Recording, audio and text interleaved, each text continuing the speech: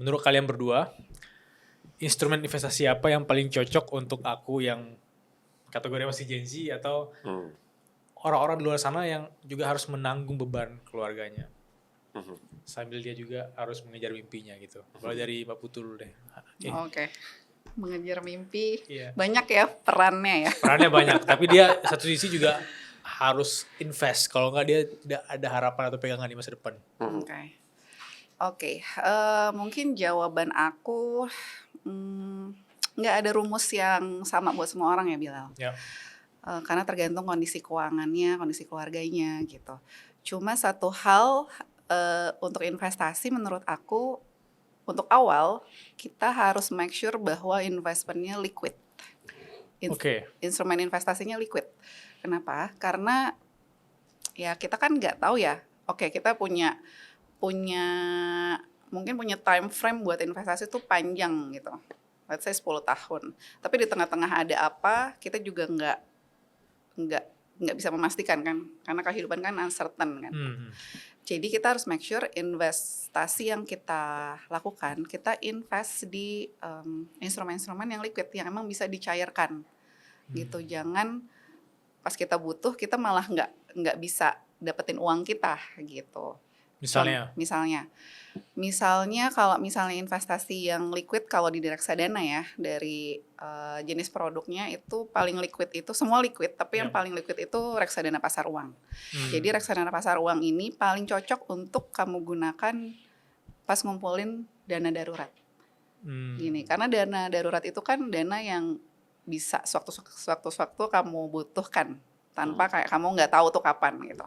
Jadi yang paling kita harus perhatikan adalah liquid nggak nih investment gitu.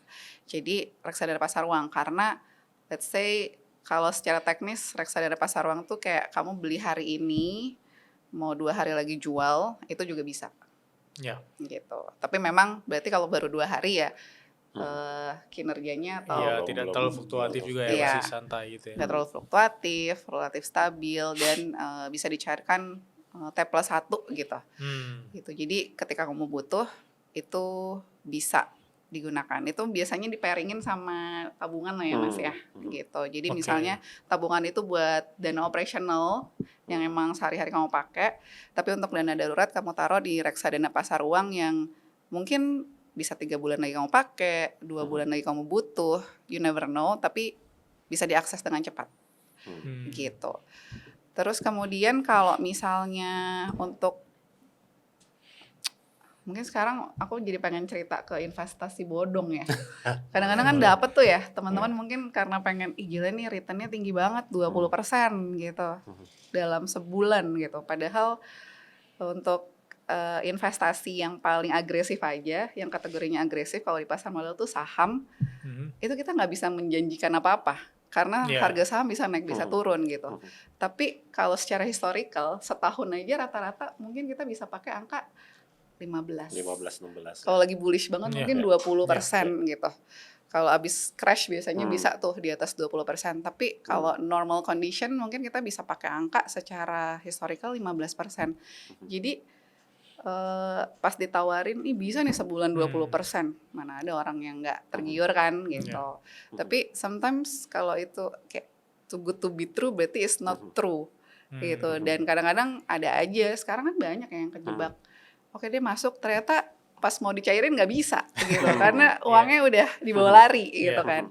Jadi itu juga teman-teman adik-adik juga harus make sure bahwa investasinya, apapun instrumen investasinya, kamu tuh tahu apakah itu terregulasi dengan baik, liquid, aksesnya mudah, dan memang udah, paling penting sih emang udah diawasi oleh OJK gitu. Mungkin itu menjawab nggak ya? Kayaknya nggak menjawab.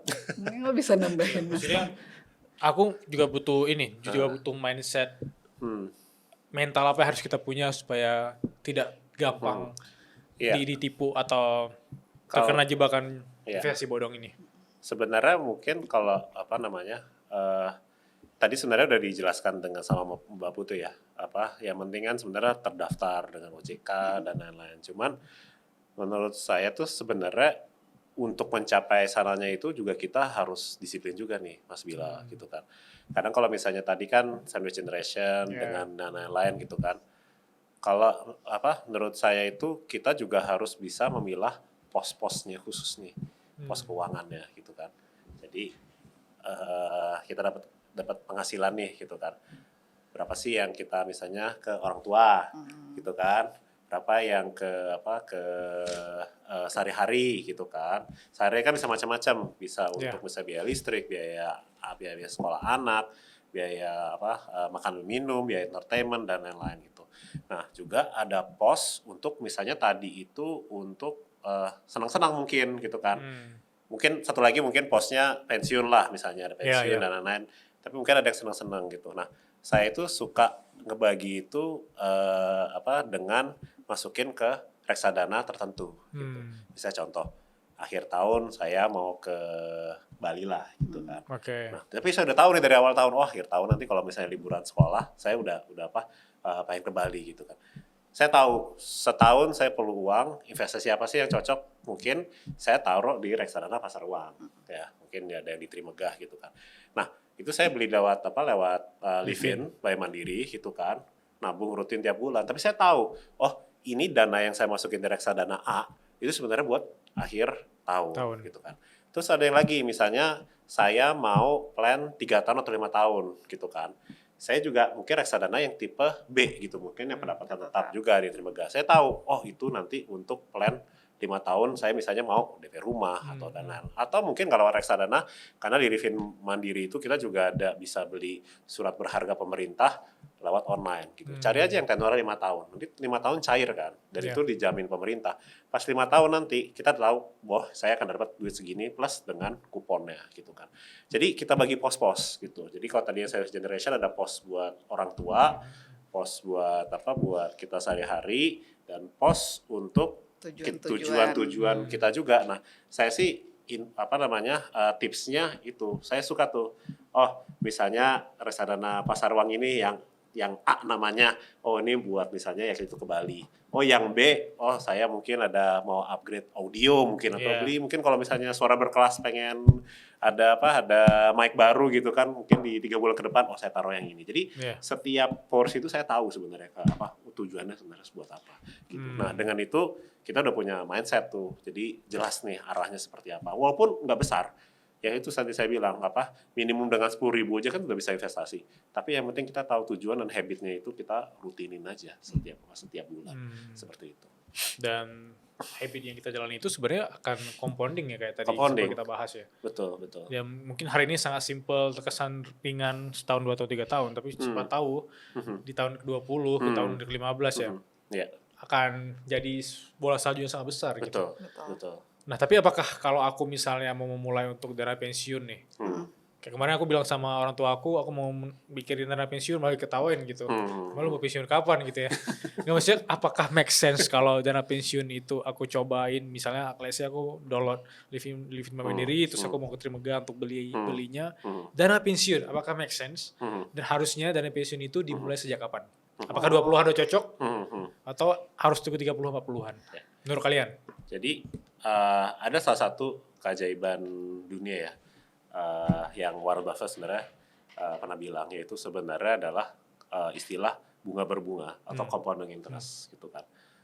Kalau dari memang pas awal-awal tuh nggak begitu terasa gitu kan. Pas umur 20 kita taruh dikit. Pertama tuh nggak terasa, tapi believe me, yang kita udah ngalami juga mungkin setelah satu dekade itu baru terasa gitu. Betul juga ya. Terus makin membesar. Artinya apa? Sebenarnya kalau misalnya kita pengen ada dana pensiun kan sebenarnya kita investasi untuk di masa depan kan. The best time untuk investasi itu sebenarnya tuh kemarin gitu kan. Tapi waktu terbaik keduanya kapan ya? Sebenarnya sekarang gitu kan. Now. Jadi itu ada istilah investasi seperti itu. Jadi ya memang kelihatannya kan jauh banget ya, mau umur 20 misalnya pensiun misalnya 55, 56 atau 60 masih puluhan tahun, tapi compounding interest atau bunga berbunga itu sebenarnya nyata gitu kan. Dan itu itu yang bisa dipupuk dari awal. Kita baru menikmati 10 tahun tapi ibaratnya kita nanam pohon lah Mas Bilang. Kita nanam bijinya gitu kan. Pohonnya masih kecil kita nggak bisa berteduh gitu kan. Pas nanti setelah 15 tahun 20 tahun lagi pohonnya udah berbuah dan lain-lain, itu bisa buahnya kita ambil buat anak cucu kita Benar, gitu kan. benar. Kita bisa wariskan tuh pohon buah gitu kan. Itu ya akan terasa ke depannya. Dan sebenarnya contohnya udah banyak sebenarnya Benar. di dunia investasi gitu kan. Gitu. Gak harus yang ngomongin tentang miliaran, tapi at least Apa lo? kecil aja tuh bisa meringankan beban kalian di Betul. beberapa waktu yang akan datang Betul, gitu ya. betul. Iya, istilah inilah ya, sedikit-sedikit lama-lama menjadi Menjadi bukit, bukit. itu Iya, iya. actually Iya. the truth of investment Betul. gitu sebenarnya yang kita tujukan. Mm-mm. Jadi kalau pertanyaannya Bilal, kalau umur 20-an itu make sense nggak sih start buat dana pensiun? Ya it's very make sense kalau kalian ada alokasinya dimulai dari sekarang tuh Ya. sangat bagus gitu. Ya. Seperti kata Mas Tommy itu kan kayak nanam pohon ya. Benar. Kalau misalnya kita pensiun 40 tahun, 30 tahun lagi. Nanam sekarang kita masih punya waktu 30 tahun lagi.